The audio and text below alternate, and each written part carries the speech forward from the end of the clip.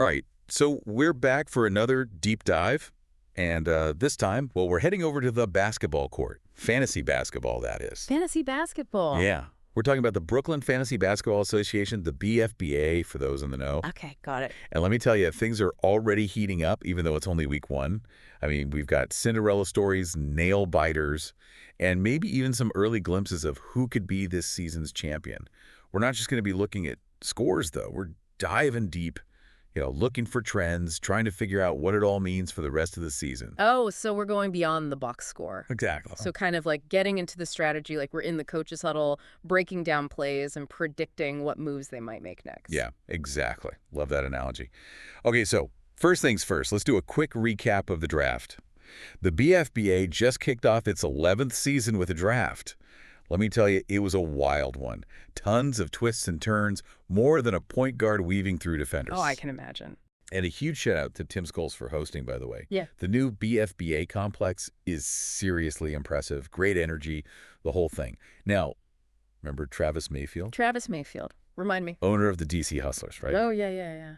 So he walks into the draft lottery, only had just one single lottery ball. Just one? Wow. Yeah, and somehow defied all the odds and snagged that first pick. Seriously? With one? Yeah, it's unbelievable. So lucky. I know. Talk about beating the odds. I bet the other owners are looking at him wondering if he's carrying around a 4-leaf clover or something. Right.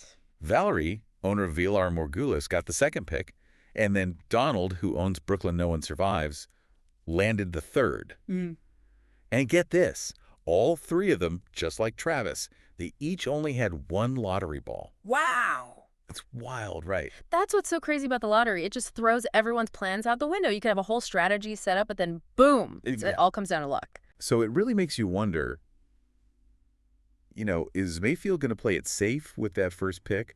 Or is he going to ride this wave of good fortune and take some risks? I mean, the guy got the first pick with just one ball. I know, right? Talk about a confidence boost. And then on the other side of the coin, we've got owners like Malcolm, Steven, Damian, Brad, and Jose. They went in with a bunch of lottery balls. I'm talking like a handful. Oh. They came out empty-handed, nothing. Oh, ouch. That's gotta hurt. I know. Here. They're feeling the pressure now, right? They got to prove that their strategy is going to win out in the end, that it's not all about luck. It's like they've got something to prove. Absolutely. And speaking of pressure, let's talk about our reigning champ, Holly. This year, get this, they didn't even have a single lottery ball. What? For the next draft? For the next draft, yeah. Wow. I mean, can you imagine defending a title, but knowing that next year you're starting from scratch in the draft? Talk about an uphill battle. It definitely adds another layer of intrigue to this season. For sure. All right, enough about the draft. Let's get down to the nitty-gritty, the Week 1 matchups. We already have some games giving us serious deja vu. I'm talking about Malcolm, owner of the Netherchose Warriors, going head-to-head with Donald and his Brooklyn No One Survives team. They are locked in another one of their legendary nail-biters. Oh, no. Only 7.7 points separating them. You can practically cut the tension with a knife. These two always deliver a show, right? Always. Remember their game last season went right down to the wire? I wouldn't be surprised if this one does the same. I wouldn't either. Now, over on another court, we've got Valer Morgulis' team with a surprise lead against Steven's legit two quit. Remember, Steven was one of those owners hoping for a miracle in the lottery. Yeah. This early setback, well, it has to sting a bit. For sure. So is this like a sign of things to come, or is Steven just warming up? It's really too early to tell at this point, but Steven's a strategic player. I wouldn't count him out just yet. This might just be the motivation he needs to really get going. All right. And now for a performance that's got everyone talking. Let's talk about Cedric and his team. NY mindset of fighters. They are absolutely crushing it. I mean, they are dominating Randy's DXB mob. Really? We're talking a 61.2 point lead. Oh. Cedric's roster is looking stacked, and his players are putting up some incredible numbers. Could this be the start of a championship run? Cedric's always been a strong contender, but this level of, dominance, this is something else. It'll be interesting to see if he can keep this up. I mean, if his key players can stay healthy and keep playing like this, he's definitely a force to be reckoned with. Definitely. Meanwhile, Damien, staying true to his team name, the Evil Empire, is holding a massive lead over Felton and the South Korea Soul Brothers. Not surprising. Damien knows how to build a winning team. Oh, yeah. But I mean, can Felton stage a miraculous comeback, or is this just another win for the Empire? Felton's definitely got his work cut out for him. I mean, I admire his tenacity, but Damian, well, he's known for being a really tough opponent.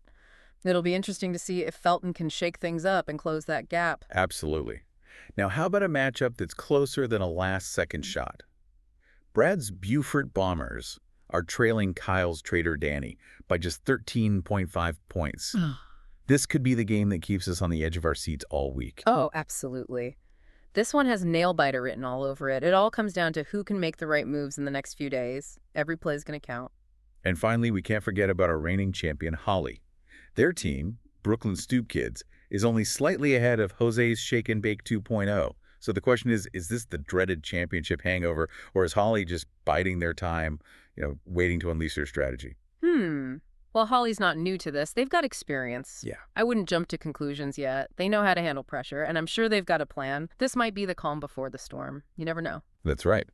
So there you have it, folks. Week 1 in the BFBA is a whirlwind of excitement, surprises, and some seriously intense matchups. Yeah, absolutely. And the best part, this is only the beginning. The thing I love about fantasy basketball is that anything can happen. A trade, a breakout performance, even a hot streak can change the entire game. That's so true.